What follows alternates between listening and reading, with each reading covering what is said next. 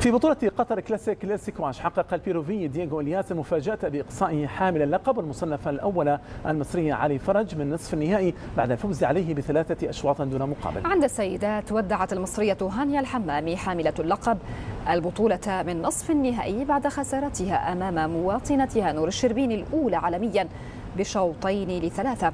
المزيد في تقرير عفيف الزرقي. كلاسيك تشامبيون دييغو إلياس. لم يمنح البيروفيو دييغو إلياس أي أمل لخصمه المصري علي فرج في نصف نهائي بطولة قطر كلاسيك للسكواش، حيث تمكن من التغلب عليه في إعادة للنهائي العام الماضي. إلياس بدأ المباراة بتركيز كبير ليفوز بالأشواط الثلاثة بواقع 11 نقطة مقابل 7 و11 نقطة مقابل 3 و11 نقطة ل6، حاسما التأهل في 40 دقيقة ومعلنا الإطاحة بالمصنف الأول عالميا وحامل اللقب.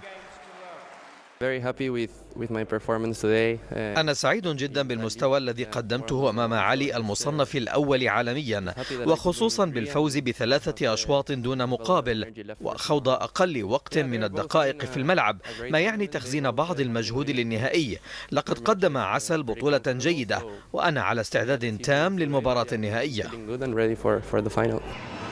إلياس يريد مواصلة نتائجه القوية في البطولة واقتلاع لقب جديد، لكن الأمر يصطدم بمواجهة المصري الآخر مصطفى عسل الذي واصل سجله الخالي من الهزائم بالفوز على الويلزي جويل ماكين ب3 أشواط ل1.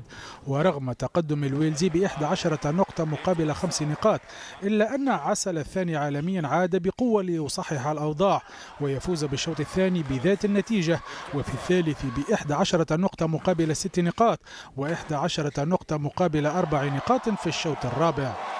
لدى السيدات كانت الصورة مشابهة نوعا ما، فحاملة اللقب المصرية هانيا الحمامي قاومت وحاولت المضي قدما، لكن خبرة مواطنتها الأولى عالميا نور الشربيني كانت لها الكلمة الأخيرة بالفوز ب3 أشواط ل2 في مباراة ماراثونية ومثيرة امتدت ل83 دقيقة. هانيا حسمت الشوط الأول ب12 نقطة مقابل 10 نقاط قبل أن تعدل نور بالفوز بالشوط الثاني بذات النتيجة، لتعود الهمام وتفوز بالشوط الثالث ب11 نقطة مقابل 4. ولم ترمي بعدها نور المنديل لتعود بقوة وتعدل النتيجة بالفوز بالشوط الرابع ب11 نقطة مقابل 5، فارضة شوطا خامسا أنهته ب11 نقطة مقابل 9 لتصبح على بعد خطوة من لقب وإنجاز كبير لها في البطولة. مبسوط جدا طبعا بأدائي، مبسوط جدا بالمكسب. ماتش جامد وماتش طويل وماتش لعبناه فاينل، فالمرة دي سيمي فاينل فماتش صعب، بس مبسوطة جدا بأدائي ومبسوطة ان انا قدرت اكسب. انا السنة اللي فاتت خسرت في الفاينل، فاكيد نفسي السنة دي ان شاء الله اعمل احسن من السنة اللي فاتت، واوريدي اهو في الفاينل الحمد لله، بس هحاول بقى ان شاء الله اكسب البطولة.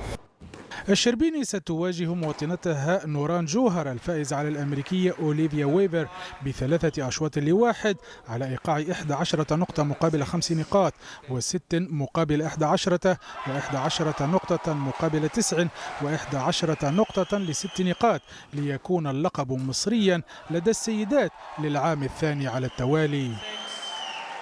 نصف نهائي بطولة قطر كلاسيك للسكواش كان شاهدا على مباريات مثيرة، فبعد خروج المصنف الأول وحامل اللقب المصري علي فرج من الدور نصف النهائي ستكون الفرصة مواتية للبيروفي دييغو إلياس من أجل نيل لقبه الثاني. أما لدى السيدات فستكون الأنظار مصوبة إلى المصنفة الأولى عالميا المصرية نور الشربيني على أمل التتويج باللقب في النهائي الثالث تواليا لها هنا.